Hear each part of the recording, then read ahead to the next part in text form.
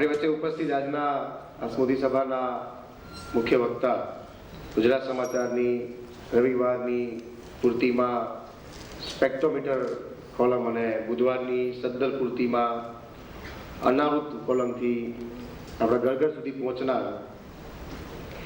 યુવાનનો ધબકાર અને આપણા સૌના ખૂબ જ ચાહીતા માનીતા લેખક વિનંતી કરીશું ભાઈ શ્રી જય વસાવડાને કે તેઓ જવાની જિંદાબાદ વિષય પર આપનું પ્રવચન આપે. શ્રી જય વસાવડા. મેરજા પરિવાર એ મારો પણ પરિવાર છે. હું ભણતો ત્યારનો બ્રિજેશભાઈ અને રમેશભાઈને ઓળખું.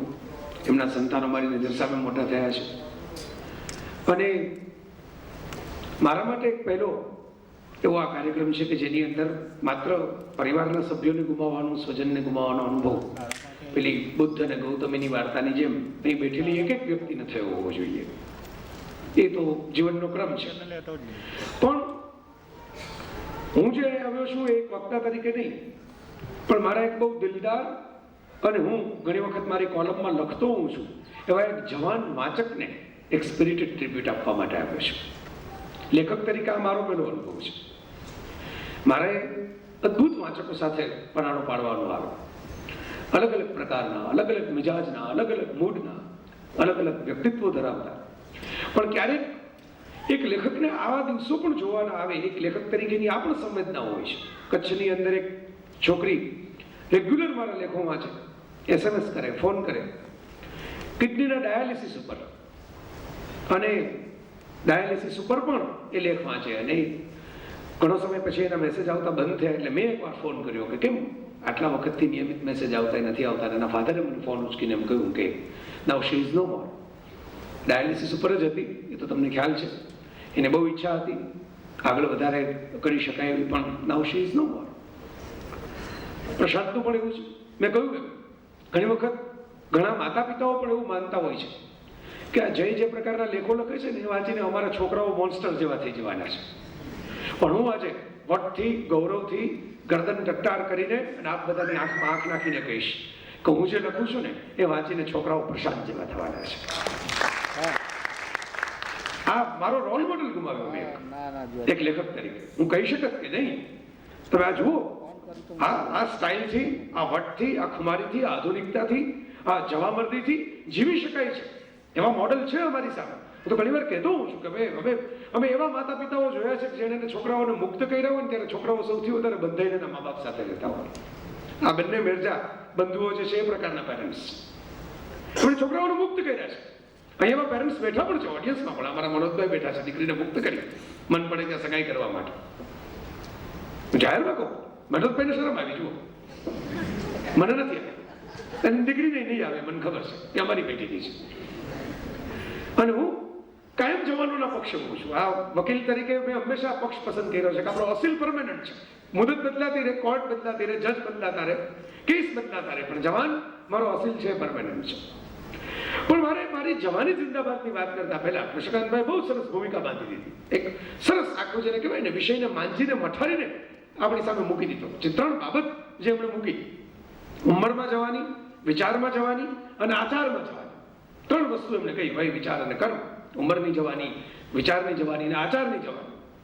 એમાં બહુ સરસ એમણે ભૂમિકા બાંધી છે. પણ જે ભૂમિકા મેં અત્યારે હું ફીલ કરતો હતો, બંને ભાઈઓનું પ્રેઝન્ટેશન જોયું, સનીનું અને જયનું, એ વાત મારે પહેલા થોડી મૂકવી છે. કારણ કે આ મારી અંદર એક મારે વક્તા તરીકે પણ મારો ડૂમો ઠાલવવો હોય તો ક્યાં ઠાલવવો. કૃષ્ણ એકવાર નારદને એમ કહ્યું કે બધા જ વિષાદ મારી પાસે લઈને આવે તો મારે વિષાદ રજૂ કરવો હોય તો કોની સમક્ષ કરવો. આ છે કૃષ્ણ કથામાં છે, તમે જોજો, શાંતિથી સાંભળજો. નારદ અને કૃષ્ણનો સંવાદ છે. તો મારે એ વાત આપણી સામે મૂકવી છે. કારણ કે આ અનુભવમાંથી હું પણ પસાર થયો છું. સ્વજનને ગુમાવવાનો અનુભવ. મૃત્યુ વિશે આપણે કોઈ બહુ ખાતરીથી કહી શકતા નથી, અને જે ખાતરીથી કહી શકે છે એ કહી શકતા જ નથી. એ બધા મૃત છે. અહીંથી આ પાર્કિંગની અંદર બેઠા હો અને પાછળથી કોઈ આપણા ખભે હાથ મૂકીને એમ કહે કે તમારે મૃત્યુ વિશે જાણવું હોય તો આ જ સ્થળે 400 વર્ષ પહેલા હું ગુજરી ગયેલો, હું તમને થોડીક વાત કહું. તો મને ખાતરી છે કે તમે કારમાં પણ નહીં હો ત્યારે. બીજી મિનિટે તમે કારનો દરવાજો ખોલીને તમે એમને પગ છે પગપાળા ચાલીને ભાગશો. એટલે અનુભવીઓ કદાચ આપણને મૃત્યુ વિશે કહેવા આવે તો આપણે સાંભળવાના નથી, અને બિન અનુભવીઓ મૃત્યુ વિશે ચેનલોની ચેનલો આખી ભરાઈ જાય એટલું બધું બોલે છે. તમે જુઓ, હું તો ઘણી વખત તેલ ફેરવતો હોઉં તો કોઈક મૃત્યુ ઉપર ચાલુ થઈ જાય કે જો સવારથી સાંજ સુધી બોલતા હોય. આ બધા બિન અનુભવીઓ છે. બહુ ફ્રેન્ડ ભાડાનું મકાન હોય તો આપણે આ ભાડાનું મકાન પાછો ઘરધણી લઈને એની પહેલા એવું જીવી લઈએ કે એક જિંદગીની અંદર 100 જિંદગીનો સરવાળો થાય. આ અમારી જુદી એટીટ્યુડ છે જીવવાની.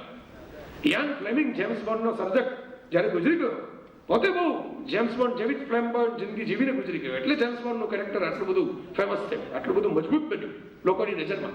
ત્યારે એ લખીને ગયો હતો કે ભાઈ મારી કવરના સ્ટોન ઉપર શું લખીને મૂકશો? It has been a tremendous lark. આ બહુ હસીન, બહુ રંગીન, બહુ બહુ મજાની મસ્ત રોમાંચક સફર. લાર્ક એટલે સફર, એક ઉડાન. આજે ઉડાન મેં ભરી બહુ ટ્રુમેન્ડસ હતી, મજાની હતી, મને મજા પડી ગઈ આની. આઈ એન્જોયડ ઇટ. આ પણ છે, આ પણ એક એટીટ્યુડ છે. એટલે જિંદગીના જામને પીવામાં જલ્દી કરો, મરીઝ એક તો ઓછી છે મદિરા ને ગળતું જામ છે. અને આ બધા અમારા એવા જામવાળા મિત્રો છે કે જે મને આનંદ થાય. મને આવી જોવાનીને મને ખાલી જોવાનોને જોઈને આનંદ થાય છે. મેં ઘણીવાર મારા લેખમાં લખ્યું છે કે લોકો એવું માનતા હોય છે કે ભીડવાળી જગ્યા હોય ન બેસવું અને કોઈક શાંતિવાળી જગ્યા હોય બેસે. મને આ બધા જ સ્મશાનના અને મુર્દાઘરના રહેવાસીઓ લાગ્યા છે. બહુ ફ્રેન્કલી કહું, માઠું લાગે તો માફ કરજો. હું તો મોલમાં જઈને બેસું, મલ્ટીપ્લેક્સમાં જઈને બેસું. મારો ટાઈમ પાસ હું એવી રીતે કરું છું. જે જુવાનો ફરતા હોય, જુવાનો હરતા હોય, જુવાન છોકરા છોકરીઓ એકબીજાની સાથે બેસતા હોય એવી જગ્યાએ જાઉં તો મારી બેટરી ચાર્જ થાય છે જવાનીને જોઈને. મને મજા પડે છે કે વાહ, દુનિયાની અંદર કેટલી મસ્તી છે, દુનિયાની અંદર કેટલો આનંદ છે, દુનિયાની અંદર કેટલો તેજસ્વીતા અને તરવરાટ છે. અને એટલે બે શાળા માણસોએ જે મૃત્યુ ઉપર કહ્યું છે ને એ મારે બ્રિજેશભાઈને આજે કહેવું છે, પ્રશાંતના મમ્મીને આજે કહેવું છે, પ્રશાંતના પરિવારને આજે કહેવું છે. બ્રિજેશ મેરજા ખૂબ સૌમ્યતાથી, શાંતિથી, મુસ્કુરાહટ લઈને બેઠા છે આપણી વચ્ચે, પણ આપણને ખબર છે કે દર્દ કેવું હોય એ અનુભવ. મેં તો મારાથી મોટી ઉંમરના, એટલે મારી માના સ્વજનને ગુમાવવાનું દર્દ મહેસૂસ કર્યું હોય તો એના કરતા તો આ કેટલું ભયાનક, કેટલું ગર્ભીર, કેટલું અંદર છાતી ચીરી નાખે એવું દર્દ હોય. અને એટલે તમે વિચાર કરો, બે કિસ્સાઓ એવા જોયા છે. એક શેખર સુમન. શેખર સુમનને આપણે બધા ઓળખીએ છીએ, મોહરસન શેખરસિંહ, એક કોમેડીનો બાદશાહ કહી શકાય એવો, લાફ્ટર ચેલેન્જનો કલાકાર. શેખર સુમનને બે સંતાન, બે પુત્રો, અને મારે એકનું મૃત્યુ થયું. જુવાન જોધ ઉંમર, પ્રશાંતની જેમ જ. And steel Shekhar is smiling. એનો બીજો જે સન છે અજયન સુમન, એ ક્યારેક ક્યારેક બધી ફિલ્મોમાં અને ક્યાંક ક્યાંક દેખાતો હોય છે. પણ એ બે હતા એમાંથી એક રહ્યો. બીજો છે એક્ટર જ્હોન ટ્રાવોલ્ટા, જેમને પ્રશાંતની જેમ ઇંગ્લિશ લાઈફસ્ટાઈલ અને મૂવીઝનો શોખ હશે, એમને જ્હોન ટ્રાવોલ્ટા કોણ એવી મારી ઓળખ નહીં આપવી પડે. ગ્રીઝ નામનું એક પિક્ચર આવેલું, Saturday night fever. John Travolta is a dancing sensation. જે મિથુને ઊભું કર્યું ને 1980ના દાયકા પછી, કે ગોવિંદાએ ઊભું કર્યું, એ ટ્રાવોલ્ટાએ આખી દુનિયામાં ઊભું કર્યું. એલ્વિસ પ્રેસ્લી પછીનો અને માઇકલ જેક્સન પહેલાનો એ સૌથી મોટો ડાન્સિંગ સ્ટાર. અને આજે પણ ફેસ ઓફ ને એવી બધી ફિલ્મોમાં હજી બ્રોકન-એરો હમણાં સુધી દેખાતા. જ્હોન ટ્રાવોલ્ટા છેલ્લા થોડાક સમયથી ફિલ્મોમાં એટલે નથી દેખાતો કે ટ્રાવોલ્ટા હેઝ લોસ્ટ હિઝ યંગ સન. એક હોલિવૂડનો એક્ટર, એક બોલિવૂડનો એક્ટર. તમે વિચાર કરો. અને એની સામે મારી સામે બેઠેલા Brijeshbhai. John Travolta is in depression. એ બહાર નથી નીકળતો 6 વર્ષ. બહુ જે અનિવાર્ય હોય એવા કામ કરવા પૂરતો જ બહાર નીકળે છે, અને બાકી એ માત્ર ઘરમાં ને ઘરમાં રહે છે. શેખર સુમને પોતાના શો ઘટાડી નાખ્યા, શેખર સુમને પોતાનું કામ ઘટાડી નાખ્યું. તમે જોતા આવશો હવે શેખર પહેલા જેટલો ટેલિવિઝન ઉપર દેખાતો નથી.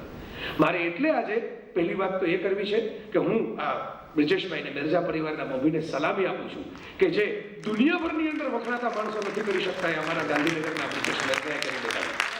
How to live the life. જીવનની અંદર અનેક પ્રકારના સંજોગોનો મુકાબલો કરતા કરતા કેમ જીવવું અને કેમ બીજાને જીવતા રાખવા, બીજાને હસતા રાખવા. આ જે પ્રવૃત્તિઓ એ કરે છે, મોરબીની અંદર કરે છે, ભાઈ કરે છે, ગુજરાત આખાની અંદર થાય એવી કરે છે, કોલેજમાં કરે છે પ્રશાંતની, આપણે એની ઝલક તો જોઈ. આ મેસેજ છે શેખર સુમન અને જ્હોન ટ્રાવોલ્ટા માટેનો મેસેજ મારા પરિવારના બ્રિજેશ મેરજા પાસે છે એવું મને લાગે છે. અને બ્રિજેશભાઈ, તમારા પરિવાર માટે, આપણા પરિવાર માટે જે મેસેજ છે, મેં કહ્યું ને, બે શાળા માણસોનો મેસેજ મારે લેવો છે. મહાભારત અને રામાયણ.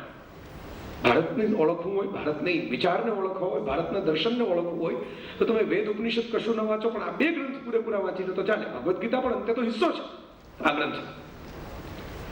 બે સરસ વાત એની અંદર કહેવામાં આવી છે. જ્યારે યમ યુધિષ્ઠિરને પ્રશ્ન પૂછે છે, યક્ષ પ્રશ્ન, અને જે એક પ્રશ્નના જવાબથી પાંચે પાંચ ભાઈઓને સજીવન કરી દેવામાં આવે છે. એ પ્રશ્ન એમ પૂછવામાં આવે છે કે સંસારનું સૌથી મોટું આશ્ચર્ય શું છે? અને યુધિષ્ઠિર એવો જવાબ આપે છે કે દરેક વ્યક્તિ એકને એક દિવસે તો મૃત્યુ પામવાની છે, આમ છતાં એ પોતે ક્યારેય મરવાની નથી એવું માનીને જીવ્યા કરે છે. સંસારનું સૌથી મોટું આશ્ચર્ય છે. જે મિનિટે હું ફોનમાં એમ કહું કે જવાની જિંદાબાદ સબ્જેક્ટ રાખો અને હું પહોંચી જઈશ, એ મિનિટે ખરેખર મારે ઇસ્લામનો એક સરસ શબ્દ છે ઇન્શાઅલ્લાહ, એમ કેવું જોઈએ કે ઇન્શાઅલ્લાહ